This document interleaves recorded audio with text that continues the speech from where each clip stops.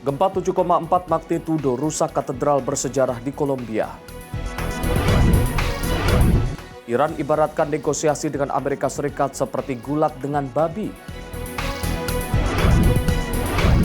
Bangkai kapal Romawi ditemukan di lepas pantai Sisilia.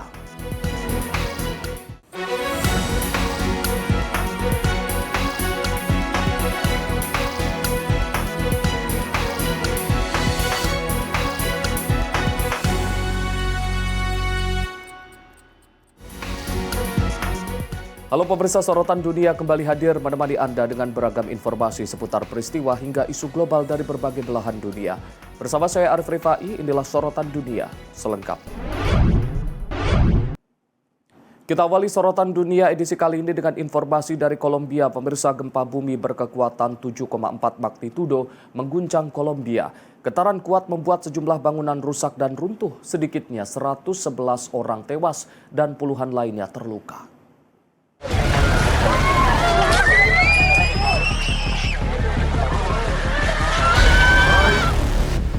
Momen menegangkan terekam saat gedung Villa 1 di pusat kota Pereira, Kolombia tiba-tiba runtuh akibat gempa bumi. Dalam rekaman, bangunan terlihat ambruk dan menimbulkan kepulan debu tebal. Sejumlah pejalan kaki yang berada di sekitar lokasi langsung berlari menjauh untuk menyelamatkan diri. Gempa berkekuatan 7,4 magnitudo mengguncang sejumlah wilayah di bagian barat Kolombia, termasuk Pereira, Manizales, dan Cali. Menurut layanan geologi Kolombia atau SGC, gempa terjadi pada 10 Agustus dengan epicentrum di San Jose de Palmar, wilayah Chocó. Gempa berada di kedalaman sekitar 103 km dan menjadi gempa terkuat yang tercatat di Kolombia dalam satu dekade terakhir. Sementara itu di salah satu rumah sakit, sejumlah pasien terpaksa dievakuasi keluar gedung. Mereka kemudian mendapatkan perawatan di trotoar karena bangunan dikhawatirkan tidak lagi aman untuk digunakan. Warga juga turun langsung membantu petugas darurat membersihkan puing-puing bangunan. Tim penyelamat masih menyisir sejumlah lokasi untuk mencari kemungkinan korban yang terperangkap di bawah reruntuhan. Menurut layanan geologi Kolombia, pusat gempa berada di San Jose del Palmar, wilayah Chocó. Getaran gempa dirasakan di sejumlah wilayah dan memicu kerusakan di berbagai daerah. Berdasarkan pembaruan pemerintah Kolombia, gempa tersebut telah menyebabkan 111 orang meninggal dunia dan 87 orang terluka. Selain itu, sekitar 1.575 rumah mengalami kerusakan, sementara 61 bangunan dilaporkan runtuh. Hingga kini petugas gabungan masih melakukan evakuasi dan pendataan kerusakan. Warga diminta tetap waspada terhadap potensi runtuhan bangunan dan gempa susulan. Tim redaksi Simpo TV melaporkan.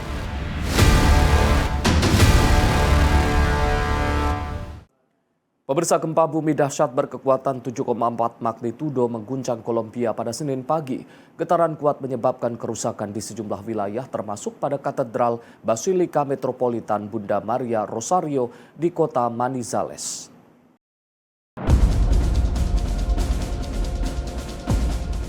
Rekaman video menunjukkan momen dramatis saat gempa mengguncang katedral di tengah pelaksanaan misa. Pastor Hugo Armando Galvez terlihat berpegangan pada salah satu pilar, sementara bangunan berguncang kuat di sekitarnya. Getaran gempa juga menyebabkan salah satu menara katedral terlihat miring. Kondisi tersebut menimbulkan kekhawatiran terhadap keselamatan bangunan bersejarah dan masyarakat di sekitarnya. Menurut survei geologi Kolombia atau SGC, pusat gempa berada di Departemen Chocó di bagian barat Kolombia. Getaran kuat dirasakan di sejumlah kota termasuk Cali, di mana kerusakan pada beberapa bangunan juga dilaporkan. Laporan awal pihak berwenang menyebut hingga 20 orang meninggal dunia akibat gempa. Sementara itu otoritas maritim Kolombia menyatakan tidak ada ancaman tsunami di sepanjang pantai Pasifik. Gempa berkekuatan 7,4 magnitudo ini dilaporkan sebagai salah satu gempa terkuat yang dirasakan di Kolombia dalam satu dekade terakhir. Pihak berwenang terus melakukan pemeriksaan terhadap kerusakan dan memantau kemungkinan gempa susulan. Tim redaksi Simpo TV melaporkan. Sementara itu, pemirsa, warga kota Nikolasi, Sisilia, Italia membersihkan abu vulkanik yang menyeliputi jalanan dan mobil setelah aktivitas Gunung Etna kembali meningkat. Material vulkanik terbawa angin dan menyebar ke permukiman di lereng selatan Gunung Berapi tersebut.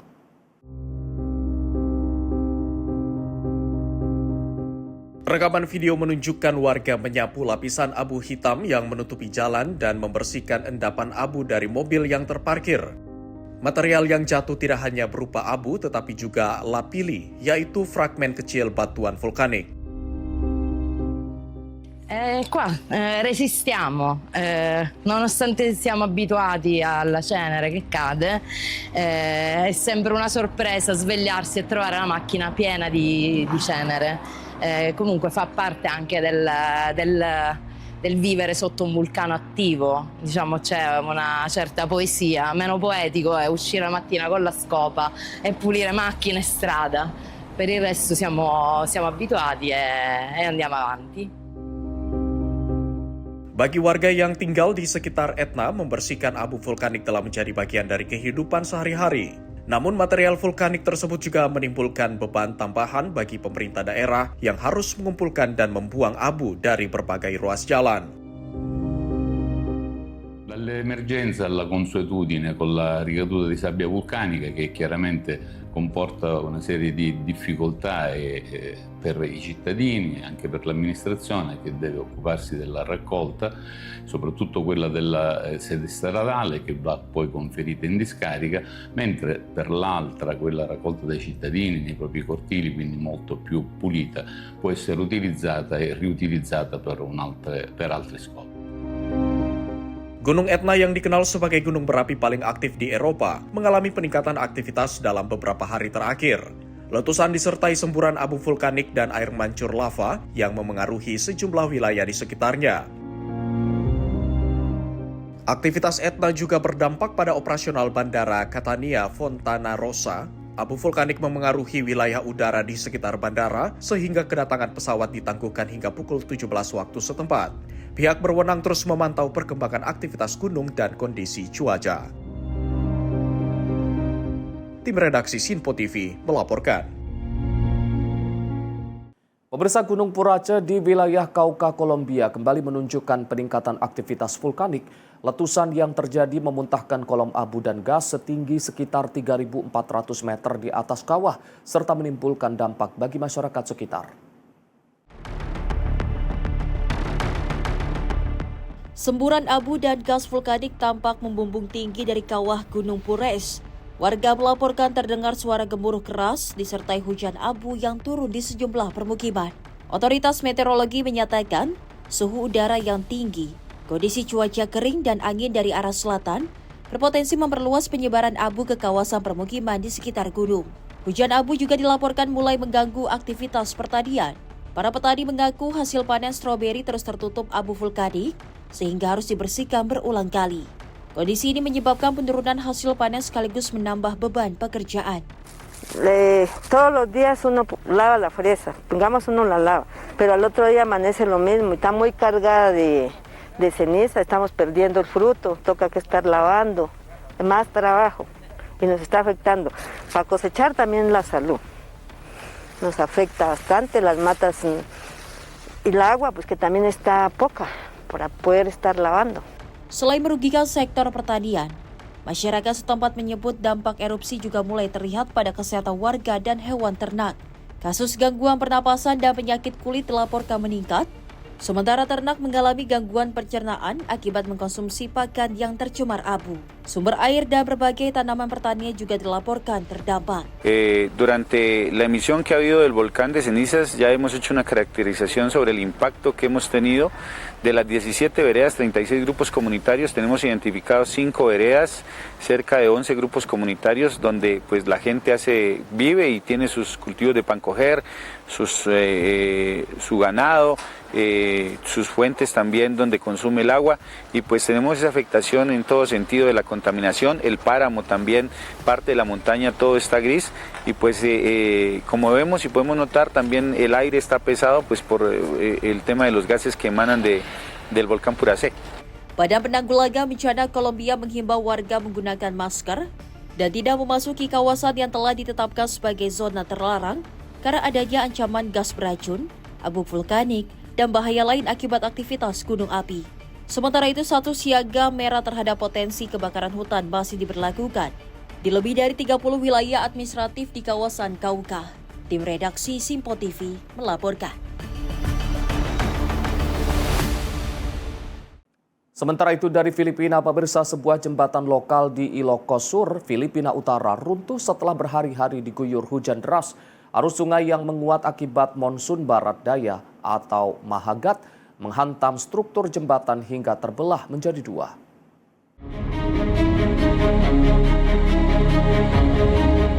Jembatan terlihat terbelah saat arus banjir deras mengalir di bawahnya. Sejumlah warga terlihat berkumpul di kedua sisi sungai menyaksikan runtuhnya jembatan. Banjir dan hujan terus-menerus juga menyebabkan kerusakan infrastruktur di berbagai wilayah Ilocos Sur. Sementara itu, pihak berwenang menutup sementara jembatan Balitbit di Salcedo setelah arus deras dan hujan berkepanjangan merusak jembatan sementara tersebut. Jembatan penyeberangan baja sementara kemudian dipasang untuk membantu pejalan kaki selama proses perbaikan. Tim penyelamat juga membersihkan puing-puing yang menumpuk di bawah jembatan Nambaran di Santo Domingo setelah sungai Quimarayan meluap. Kondisi ini menunjukkan dampak besar hujan monsun terhadap infrastruktur dan akses transportasi masyarakat. Di sejumlah wilayah Filipina, monsun barat daya yang diperparah dampak siklon tropis Luis dan Maymay telah memicu banjir dan tanah longsor. Dewan Nasional Pengurangan dan Manajemen Risiko Bencana melaporkan lebih dari 752.000 orang terdampak dengan 8 orang meninggal dunia hingga Senin pagi. Badan Meteorologi Filipina atau PAGASA memperingatkan hujan monsun masih akan berlanjut di sejumlah wilayah Luzon, termasuk Ilocos Sur. Curah hujan lebih deras diperkirakan terjadi di daerah pegunungan dan dataran tinggi dengan risiko banjir dan tanah longsor yang masih mengancam warga. Tim redaksi Simpo TV melaporkan. Kita beralih ke informasi lain, pemirsa, sebuah pusat perbelanjaan di kota Makevka, Republik Rakyat Donetsk mengalami kerusakan akibat serangan yang dilaporkan dilancarkan Ukraina. Petugas Komite Investigasi Rusia langsung memeriksa lokasi termasuk mendokumentasikan puing bangunan dan fragmen drone yang ditemukan di sekitar titik ledakan.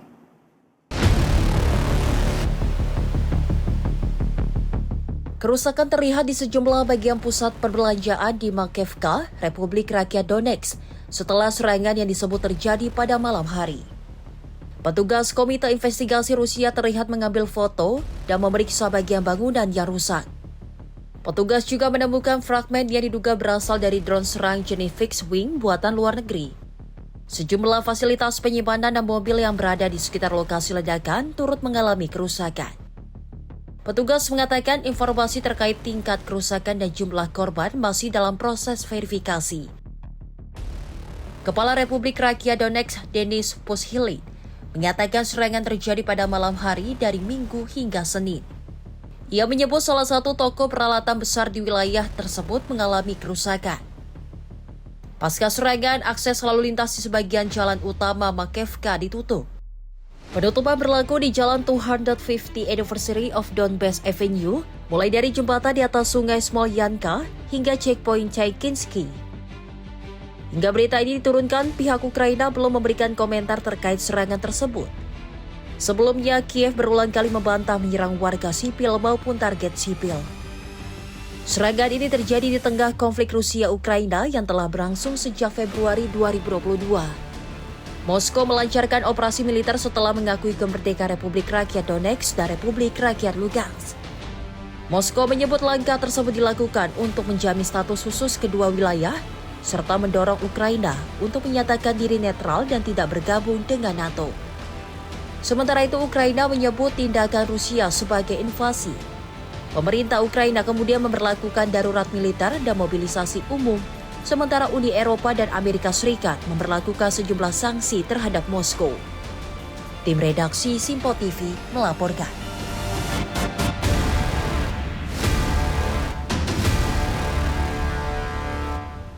Pemirsa, sejumlah kapal masih terlihat melintas di Selat Bab al-Mandab, Yaman. Aktivitas pelayaran tersebut terlihat beberapa jam setelah serangan Houthi menyasar pelabuhan Mocha dan menyebabkan 11 orang tewas.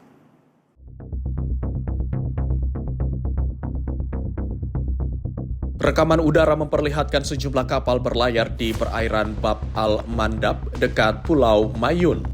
Lalu lintas kapal tersebut berlangsung setelah serangan Houthi ke pelabuhan Mocha yang berjarak sekitar 74 km dari lokasi pengambilan gambar. Serangan ke pelabuhan Mocha dilaporkan menyebabkan 11 orang tewas dan 32 lainnya terluka. Pemerintah Yaman menyebut serangan menyasar infrastruktur sipil dan permukiman di sekitar pelabuhan. Sementara itu, juru bicara militer Houthi, Yahya Sareh, menyatakan serangan dilancarkan terhadap aset militer Arab Saudi. Serangan ini terjadi di tengah meningkatnya ketegangan antara Houthi dan Arab Saudi.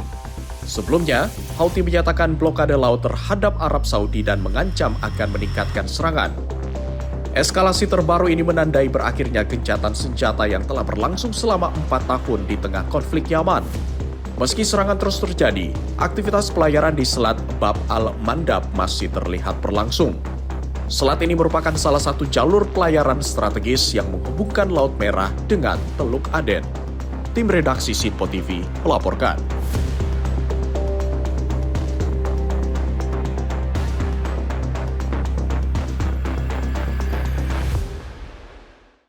Sementara itu, pemirsa, militer Israel atau IDF mengklaim telah menghancurkan akses terowongan bawah tanah yang disebut digunakan Hizbullah di Lebanon Selatan.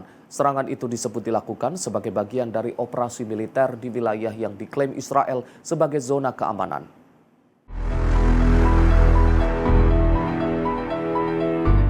Rekaman yang dirilis militer Israel memperlihatkan sejumlah ledakan dari udara di lokasi yang disebut sebagai akses terowongan. Ledakan tersebut memicu kepulan asap tebal yang membumbung ke udara. Namun lokasi dan waktu pengambilan rekaman tersebut belum dapat diverifikasi secara independen. Menurut IDF, pasukan dari Brigade Lintas Udara ke-55 dan Unit Zenit Tempur Yahalom di bawah Divisi 91 menemukan akses terowongan tersebut dalam operasi yang berlangsung pekan lalu. Militer Israel menyebut pasukannya menemukan sejumlah perlengkapan militer di lokasi, termasuk senapan Kalashnikov, rudal, peluncur rudal, persenjataan artileri, serta roket RPG. Setelah melakukan pencarian, IDF menghancurkan akses terowongan tersebut menggunakan ledakan. Militer Israel menyatakan akan terus melancarkan operasi terhadap apa yang disebut sebagai ancaman Hizbullah terhadap warga sipil dan tentara Israel. Tim redaksi Sinpo TV melaporkan. Pemirsa, Iran ungkapkan negosiasi dengan Amerika Serikat seperti gulat dengan babi. Simak informasinya usai jeda. Tetaplah bersama kami di Sorotan Dunia.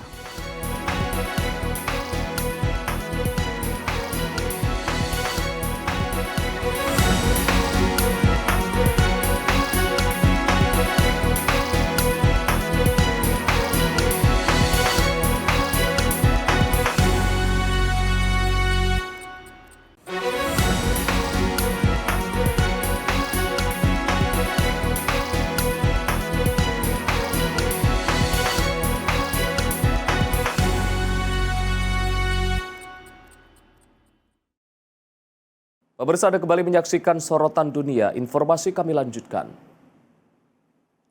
Presiden Amerika Serikat Donald Trump mengklaim Angkatan Laut Amerika Serikat kini menguasai sepenuhnya Selat Hormuz. Trump menyebut jalur pelayaran strategis tersebut sudah terbuka, namun akses menuju Iran masih dibatasi.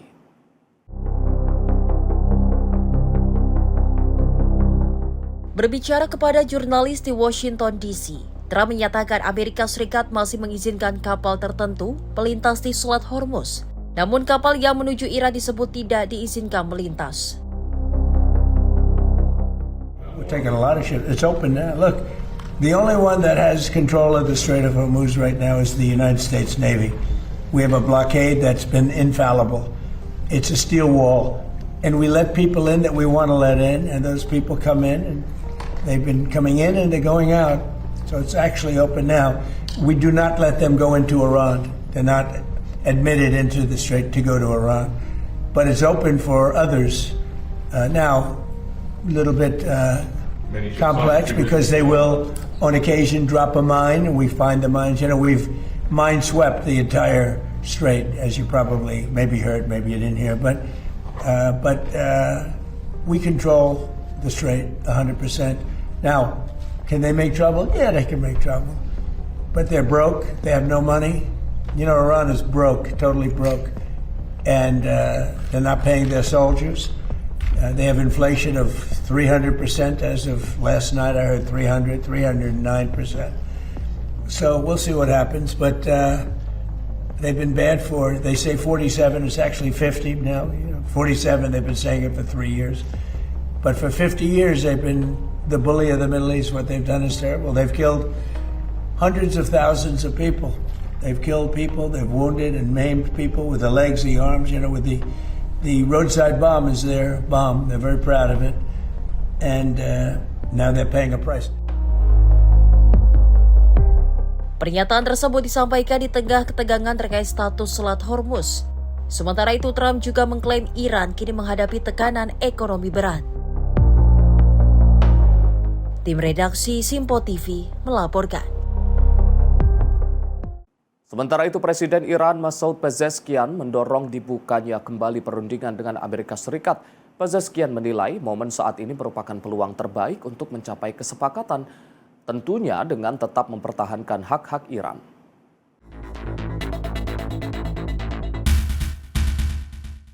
Presiden Iran Masoud Pezeshkian menyebut persatuan dan kekuatan nasional dapat menjadi modal Teheran dalam menghadapi perundingan dengan Amerika Serikat. Berbicara di Teheran dalam peringatan Hari Jurnalis Nasional, Pezeshkian menilai saat ini merupakan waktu paling tepat untuk mencapai kesepakatan dengan Washington. Ia menegaskan Iran siap memanfaatkan kekuatan dan persatuan nasional untuk memperjuangkan hak-haknya melalui jalur dialog. Pezeshkian juga menyebut Iran dapat keluar sebagai pihak yang diuntungkan dari konflik tersebut.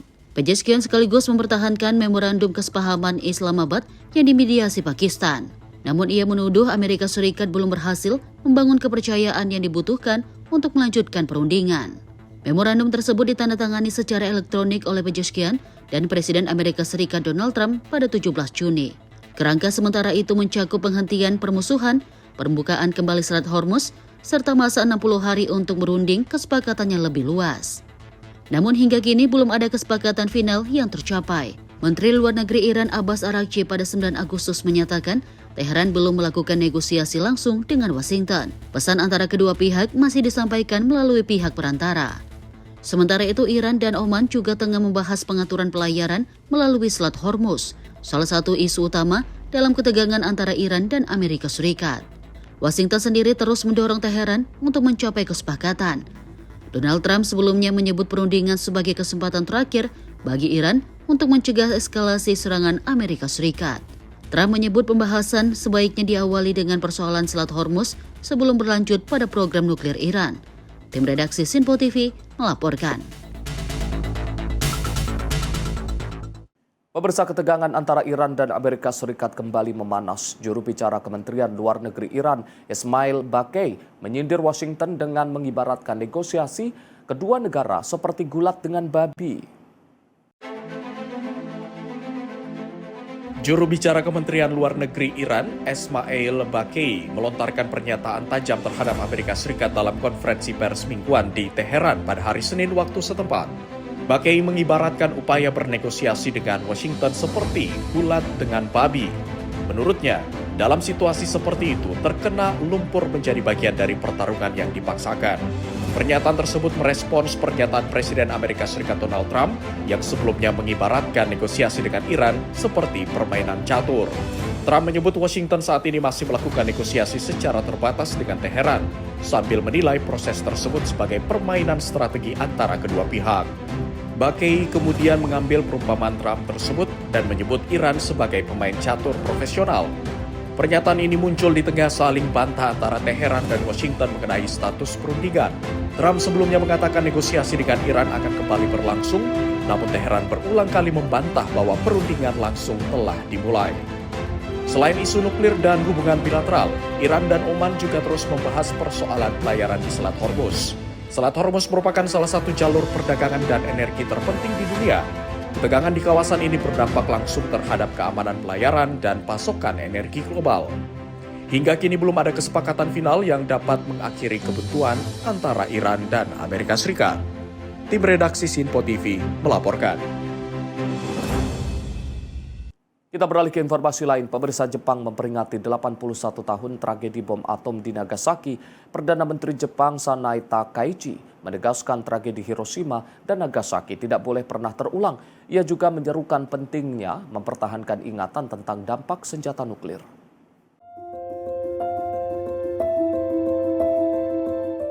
Perdana Menteri Jepang Sanai Takaichi meletakkan bunga dan membungkuk di depan monumen peringatan di Nagasaki Peace Park Minggu.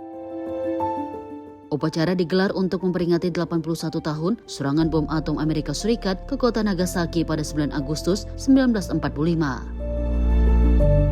Dalam pidatonya, Takaichi menyebut pemahaman yang tepat mengenai kenyataan tragedi bom atom perlu terus disebarluaskan ke seluruh dunia. Ia mengajak para pemimpin dunia, termasuk generasi pemimpin di masa depan, untuk mengunjungi lokasi penyerangan bom atom dan melihat langsung dampak kerusakan yang ditimbulkan senjata nuklir. Takaichi juga menegaskan Jepang akan tetap mempertahankan 3 prinsip non-nuklir, yaitu tidak memproduksi, tidak memiliki, dan tidak mengizinkan masuknya senjata nuklir ke wilayah Jepang. Jepang juga akan terus mendorong pendekatan yang disebut realistis dan pragmatis untuk mewujudkan dunia tanpa senjata nuklir melalui kerangka perjanjian non-proliferasi nuklir atau NPT. 81年前の長崎と広島の惨禍を決して繰り返させてはなりません。我が国は非核三原則を堅持しており、長崎を最後の被爆地にという誓いのもと、唯一の戦争被爆国の使命として核兵器のない世界の実現に向けた芸術的かつ実践的な取り組みを推進しています。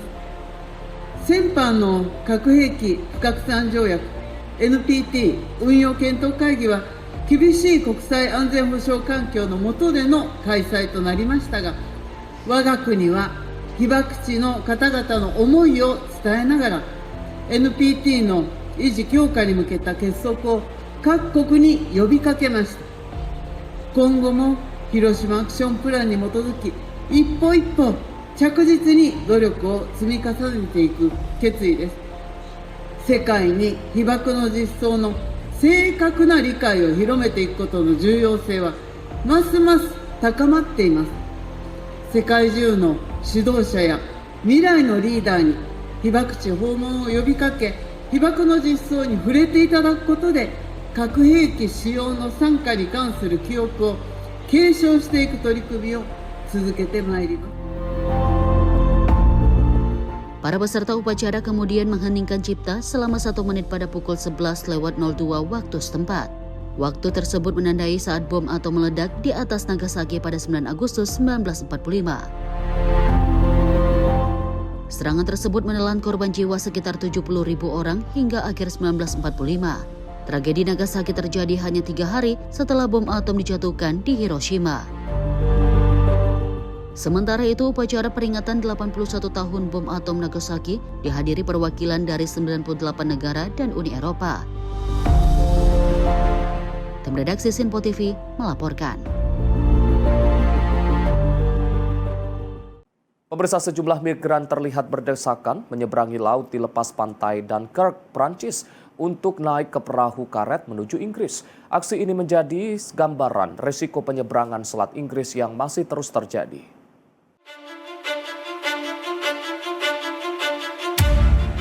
Rekaman dramatis memperlihatkan sejumlah migran, termasuk perempuan dan anak-anak, berjalan di tengah air menuju perahu karet yang sudah dipenuhi penumpang. Sejumlah migran terdengar berteriak saat berusaha naik ke atas perahu, sementara migran lain terpaksa menunggu di dalam air karena kapal mulai menjauh dari pantai.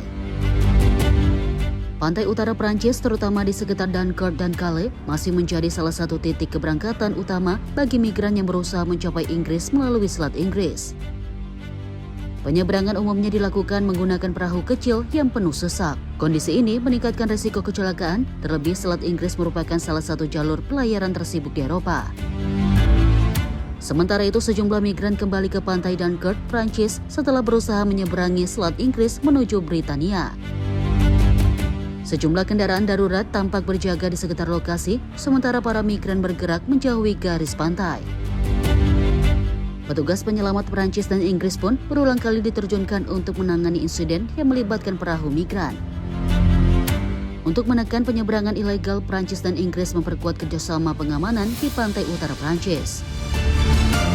Pemerintah Inggris pada Juni menyatakan 2 unit khusus kepolisian Prancis dengan total 125 personel dan petugas cadangan telah mulai beroperasi.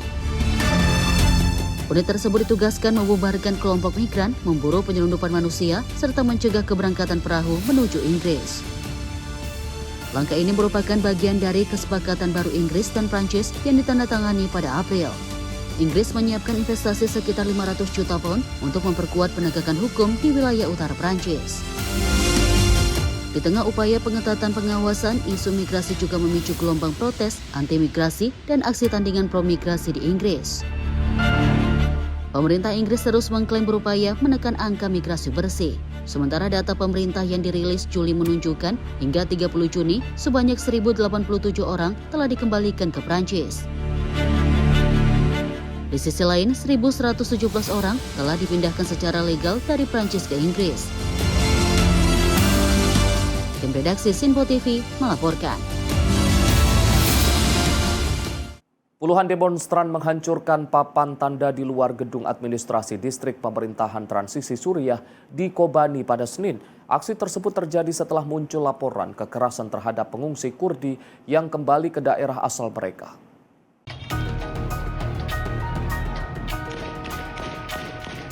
Rekaman video menunjukkan kerumunan demonstran merobohkan papan tanda di luar gedung administrasi. Sejumlah kendaraan lapis baja dan personel keamanan terlihat dikerahkan di sekitar gedung serta alun-alun publik untuk mengendalikan situasi. Direktorat Media Aleppo menyebut sejumlah orang menyerang gedung administrasi distrik Ain Al-Arab atau Kobani.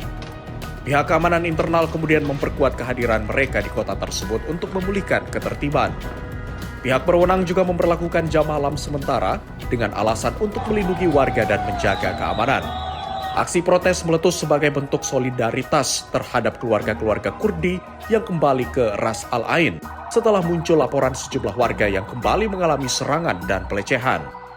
Aksi serupa juga dilaporkan terjadi di Qamisli dan Hasaka. Di Qamisli, para demonstran dilaporkan menurunkan bendera Suriah dari sebuah gedung pemerintah sambil menyerukan perlindungan bagi para pengungsi yang kembali ke daerah asal mereka. Pemulangan pengungsi yang sempat ditangguhkan karena kekerasan diatur berdasarkan kesepakatan antara pemerintah Suriah dan SDF pada 30 Januari 2026.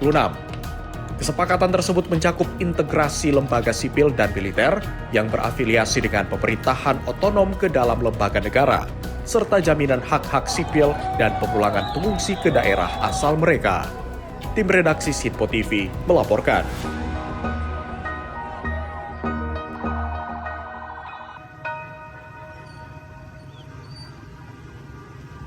Operasi militer Israel di kamp pengungsi Kolandia, utara Yerusalem, memasuki hari kedua. Kehadiran pasukan dan kendaraan lapis baja memicu ketegangan serta mengganggu aktivitas warga di kawasan tersebut.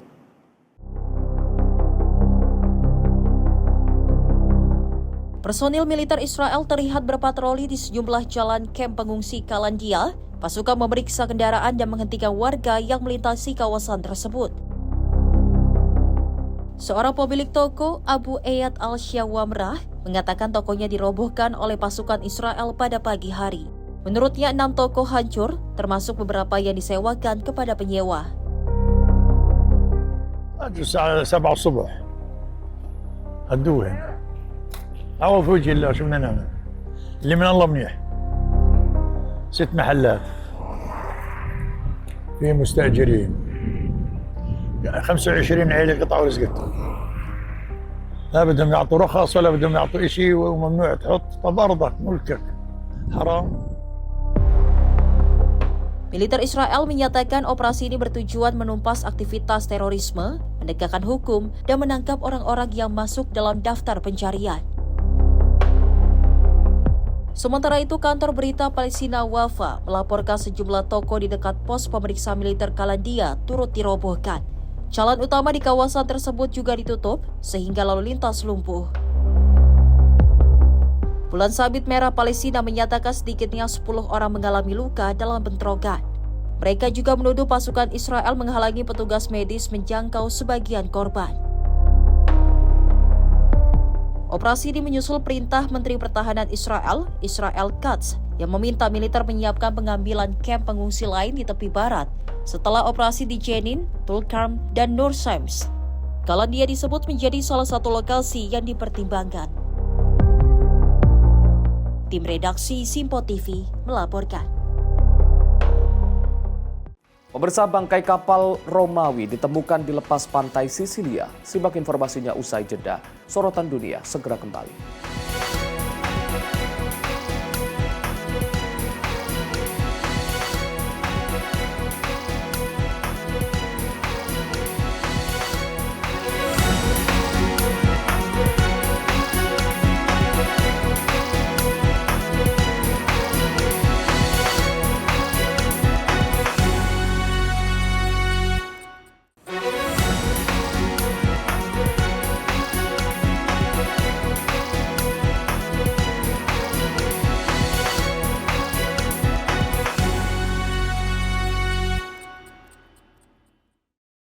Pemirsa, Anda kembali menyaksikan Sorotan Dunia, informasi kami lanjutkan.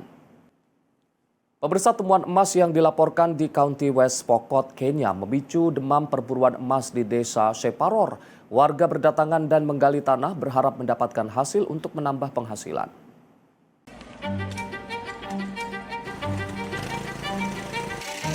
Warga terlihat menggali lubang, memecah batu dan menyaring material dari tanah serta lumpur. Sebagian material yang diduga mengandung emas kemudian dikumpulkan dan ditimbang dalam jumlah kecil. Sejumlah pencari emas mengaku sudah mendapatkan beberapa gram dari hasil penambangan.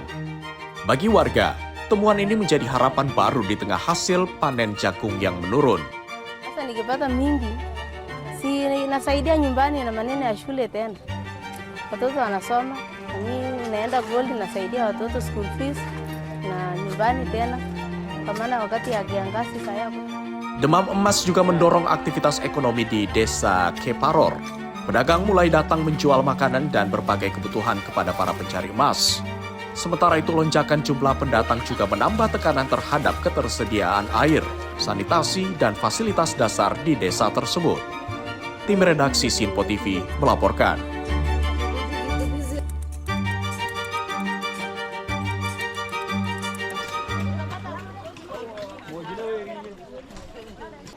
Pemirsa, surutnya air sungai Danube di Slovakia mengungkap bangkai kapal era Perang Dunia Kedua yang telah tenggelam lebih dari 8 dekade. Bangkai kapal Wotan kini kembali terlihat di permukaan setelah level air sungai turun drastis akibat kekeringan dan suhu ekstrim.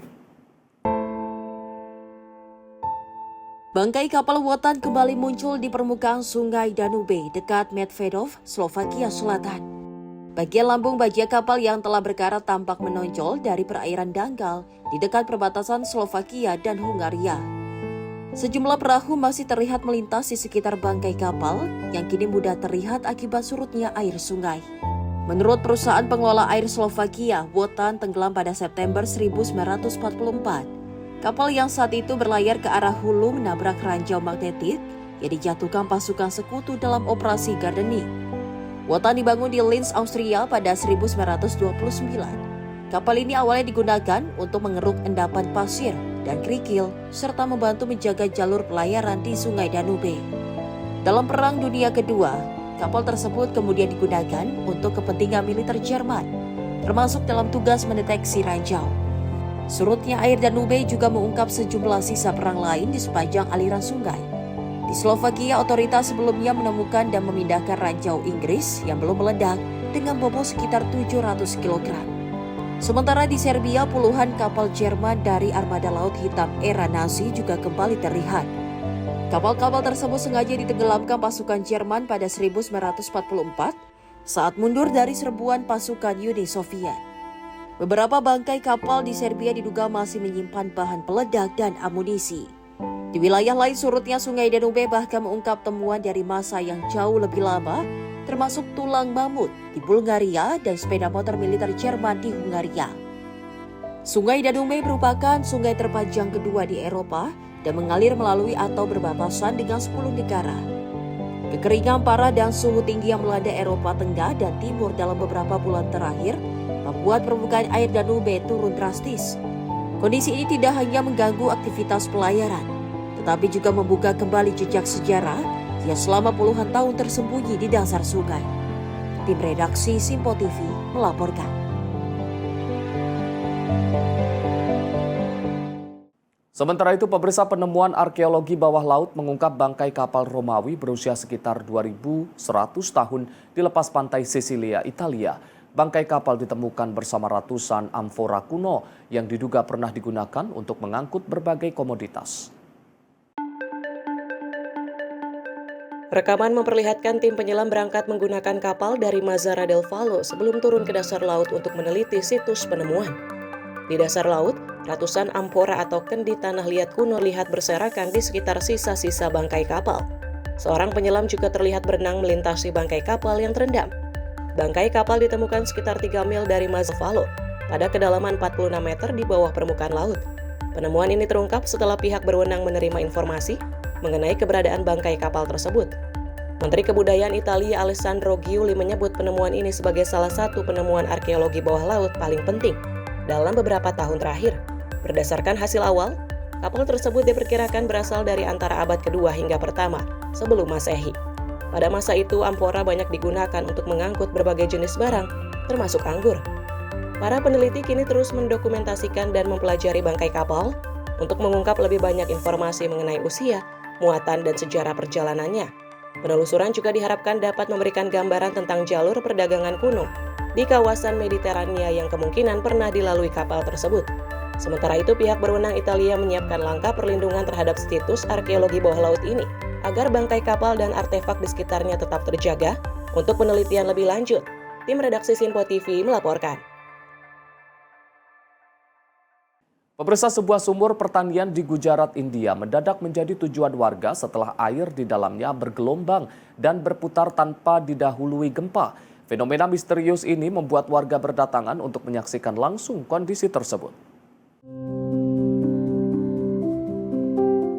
Sumur sedalam sekitar 5,5 meter di desa Firwarda, distrik Morbi, Gujarat, menunjukkan pergerakan air yang tidak biasa. Air terlihat bergejolak dan berputar berulang kali seperti membentuk gelombang.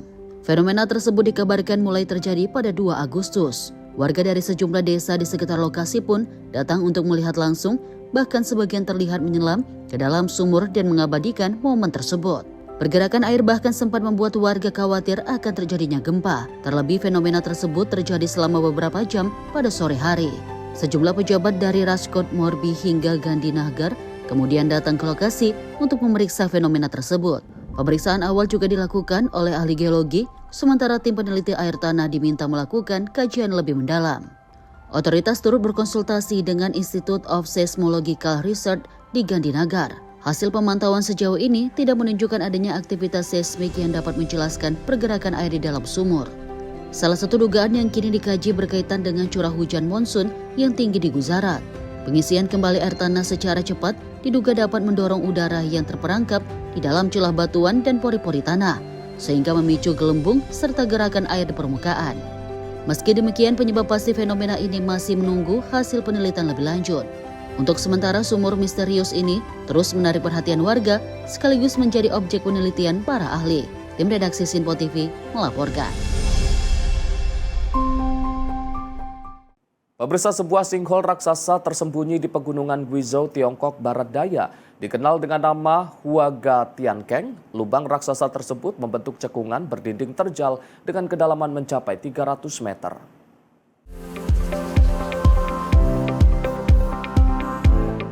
Rekaman drone memperlihatkan dinding batu kapur terjal Huaga Tiankeng yang menurun tajam menuju bagian dasar yang dipenuhi vegetasi.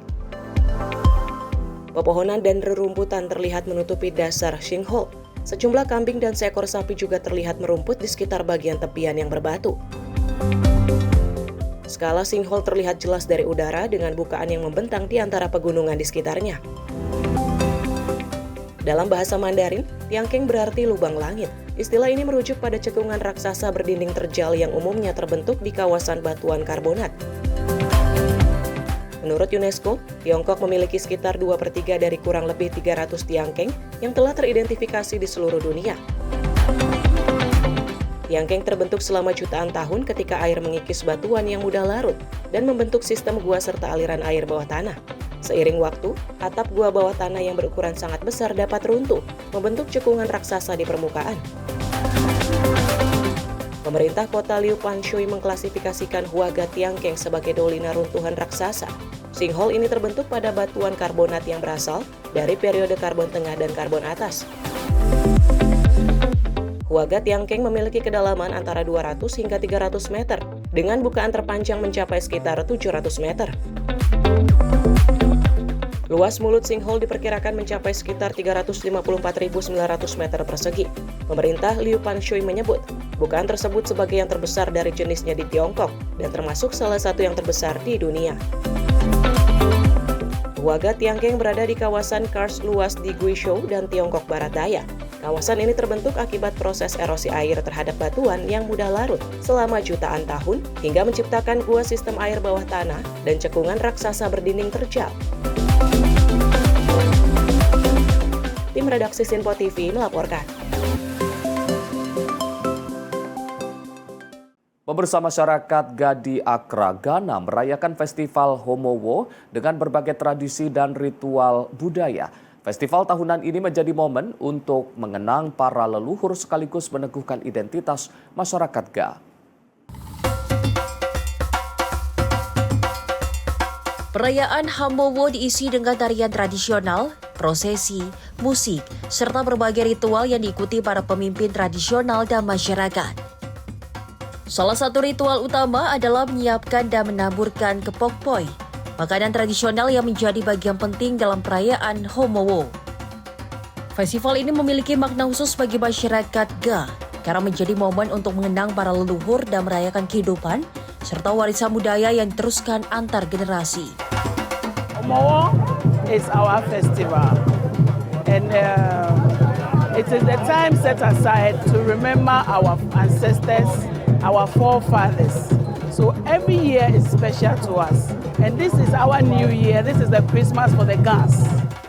Homowo secara harfiah berarti menertawakan kelaparan. Tradisi ini berkaitan dengan sejarah masyarakat Ga yang pernah mengalami masa kelaparan sebelum kembali mendapatkan hujan dan hasil panen. Perayaan Homowo umumnya digelar di berbagai komunitas Ga di wilayah Greater Accra pada Agustus hingga September. Selain ritual dan makanan tradisional, perayaan juga diisi dengan tabuhan musik, nyanyian, tarian, serta pesta rakyat yang melibatkan berbagai kelompok masyarakat. Bagi masyarakat Ga, Homowo bukan sekedar perayaan tahunan, melainkan cara untuk menjaga tradisi, mengenang sejarah, dan meneruskan identitas budaya kepada generasi berikutnya. Tim redaksi Sinpo TV melaporkan. Ratusan warga dan perantau Meksiko merayakan 170 tahun tradisi dansa de la pluma di Oaxaca. Tarian warisan masyarakat Zapotec ini tak hanya menjadi perayaan budaya, tetapi juga menjaga ingatan masyarakat adat dari generasi ke generasi.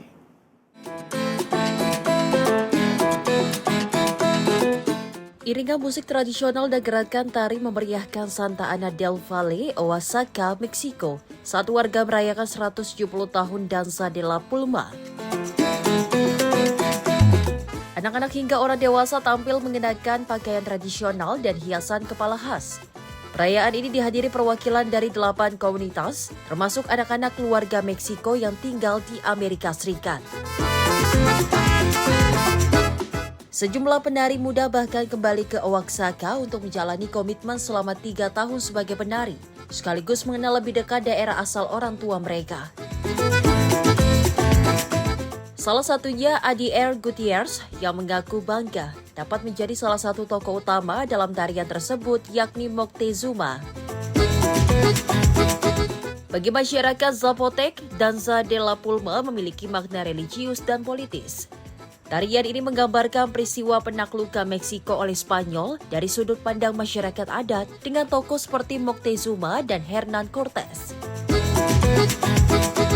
Tradisi ini juga menjadi bukti bahwa migrasi tidak selalu memutus hubungan masyarakat dengan daerah asalnya. Musik, gerakan tari, tokoh, hingga makna tradisi terus diwariskan oleh orang tua dan kakek nenek kepada generasi yang lahir di Amerika Serikat.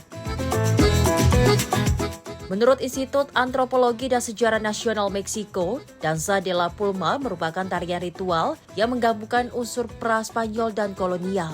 Tarian ini menjadi bagian dari perayaan tahunan masyarakat Zapotec dan Mixtec.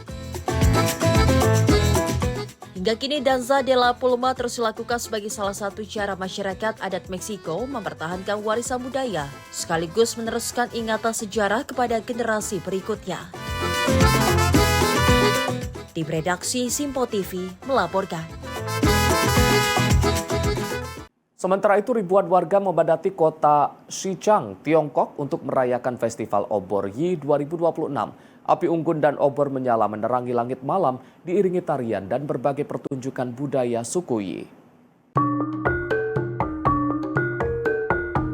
Suasana meriah terlihat di Xichang, Provinsi Sichuan saat masyarakat merayakan Festival Obor Yi 2026 pada Sabtu malam.